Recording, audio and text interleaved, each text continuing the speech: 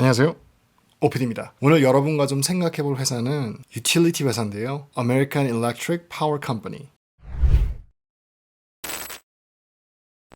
안녕하세요, 오피디입니다. 구독자 알람 해주세요. Let's go. 오늘 여러분과 리뷰해볼 회사는 American Electric Power Company라는 유틸리티 회사입니다. 이 회사를 소개하는 이유는 재미있는 기사가 떴어요. 이 베런이라는 회사가 있죠. 거기도 이제 모닝스타와 같은 그런 웹사이트입니다. 그래서 거기서 회사들을 리뷰하는데요.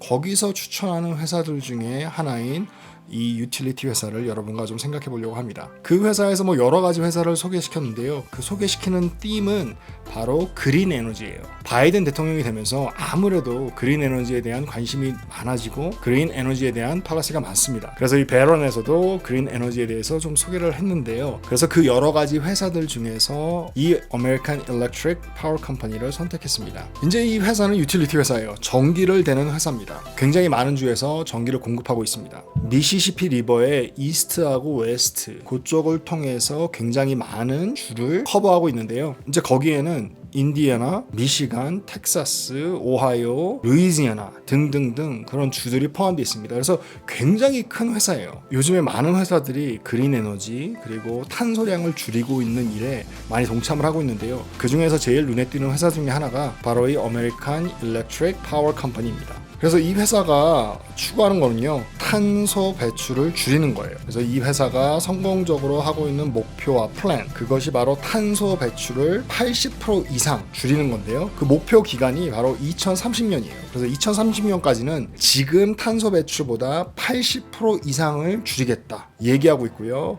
그게 성공적으로 지금 그 트랙 안에 있습니다. 그래서 이 회사가 제일 큰 인베스트먼트는 바로 트랜스미션에 있어요. 이 트랜스미션이 아마 전기를 만드는데 굉장히 중요한 역할을 하고 있는데요. 이 트랜스미션을 발전시키고 그리고 이 효율성을 높인다면 탄소 배출도 줄어들고 효율성이 높아짐으로 들어가는 에너지도 준다고 말하고 있어요. 바로 이렇게 효율성을 높이고 탄소 배출을 줄이게 되면 정부에서 인센티브가 나온다고 합니다. 그래서 그 인센티브가 나오면 그게 이제 컴퍼니의 이익이 되는 거죠. 그냥 꽁돈이 생기는 거니까요.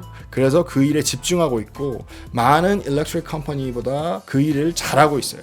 그리고 이 회사에 대해서 제가 좀 찾아봤는데요. 이 모닝스타에 의하면 역사적으로 이 트랜스미션 업그레이드를 이 회사가 잘해왔다고 합니다. 그리고 인센티브가 있기 때문에 아무래도 탄소 배출량을 줄이는 데 있어서 굉장히 앞서 나가고 있다고 보여집니다. 그리고 제가 이렇게 유틸리티 회사를 좋아하는 이유 중에 하나는요, 바로 이 회사가 아무래도 그 지역에서는 모노폴리가 형성되고 있다는 거죠. 경쟁자가 별로 없어요. 한 지역과 한 도시와 아니면 한 주와 컨트랙트를 맺게 되면 다른 유틸리티 회사를 들여들이지 않습니다. 예를 들어서 전화기 회사나 통신사 같은 경우에는 굉장히 컴피티션이 많죠. 그래서 바로바로 바꿀 수 있는데요. 미국에서는 특히 유틸리티는 그렇게 바꿀 수가 없어요. 또 초이스가 없어요. 그 지역에 들어가면 그 지역에 있는 유틸리티를 써야 합니다. 초이스가 있다 하더라도 한두 개 정도. 요거 아니면 요거. 요 정도밖에 없습니다. 그래서 굉장히 제가 유틸리티 회사를 선호해요. 저도 지금 한 2개 정도 갖고 있는데요. 그건 계속 갖고 쓰려고 하고 있습니다. 모노폴리가 되고 들어오는 돈이 일정적이기 때문에 굉장히 미래를 봤을 때 얼마를 벌까 그 프로젝션 하기도 좋아요. 게다가 이 American Electric Power Company는 그린 에너지에 굉장히 힘을 쏟고 있고 탄소 배출량을 줄이기 위해서 노력하고 있기 때문에 그렇다면 또 정부에서 인센티브도 나오기 때문에 굉장히 좋은 투자가 되지 않을까 생각이 되어집니다. 스타트업도 많죠. 그래서 비닐을 없앤다든지 아니면 태양열, 선런 이런 회사들이 많잖아요. 근데 그런 회사는 미래에 어떻게 될지 모르고요. 롱텀으로 봤을 때는 좀 리스크가 큰데요.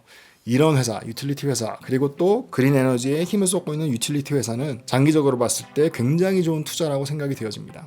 그렇다고 해서 이 모노폴리라고 해서 리스크가 없는 건 아닙니다. 리스크를 보게 되면요, 제일 큰 리스크 중에 하나는 바로 이 트랜스미션을 업그레이드 하는데 시간이 걸린다는 거예요. 이런 유틸리티 회사는 공장 같은 아니면 파워 플랜트 이런 게 있는데요.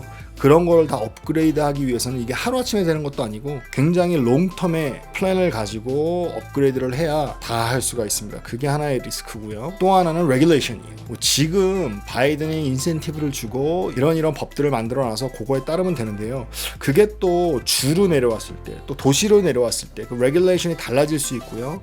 또 어떤 면에서는 주와 도시와 또 이렇게 내고를 해야 되니까 뭐 요건 요렇게 해주세요, 아니면 요건 요렇게 해주세요, 뭐 주에서도 요건 요렇게 해라, 이건 요렇게 해라, 이런 내고가 들어올 수도 있기 때문에 그걸 맞춰가는 게 또한 리스크라고 보여집니다. 아무래도 업그레이드 한다는 게 그렇게 쉽지만은 않아요. 좋은 뜻을 갖고 업그레이드를 하지만 또 레귤레이션에 맞춰야 되고 법에 맞춰야 되기 때문에 그게 또 어떻게 보면 다운사이드가 될 수가 있습니다. 또 한 가지 리스크는요, 이 전기 회사가 이 미국에서는 발전을 하려면 굉장히 디펜딩하는 게 바로 커머셜 사이드예요. 레지덴셜 사이드, 그러니까 사람이 살고 있고 집이나 아파트나 이거는 뭐 수요가 똑같기 때문에 그렇게 커지거나 아니면 작아지거나 하지가 않기 때문에 그거는 좀 그냥 어느 정도 계산을 하고 들어갈 수가 있는데요. 이 커머셜 같은 경우 또 공장이나 뭐 몰이나 아니면 빌딩, 건물들, 회사들 거기서 쓰는 전기량이 굉장히 업앤다운이 심합니다. 그래서 그 수요를 잘 계산하기가 힘들어요.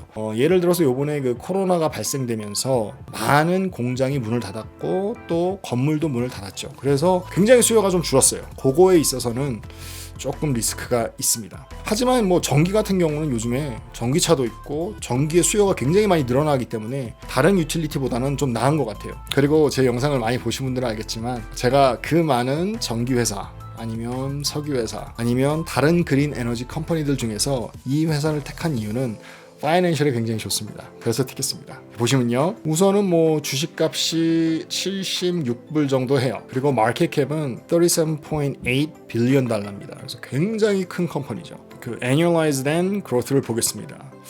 이렇게 보면은 레베뉴가 좀 줄었어요. 오퍼레이팅 인컴도 좀 줄었어요. 3년 동안. 그 이유는 아까 말씀드렸듯이 코로나가 터지면서 모든 전기회사, 모든 유틸리티 회사의 레베뉴나 아니면 오퍼레이팅 인컴이 줄었어요. 제가 지금 다른 유틸리티 컴퍼니도 2개를 갖고 있는데요. 그것도 줄어서 주식값이 좀 많이 떨어졌습니다. 뭐 한 60% 정도 수익률이 나고 있던 게 지금 한 30% 수익률로 좀 줄었습니다.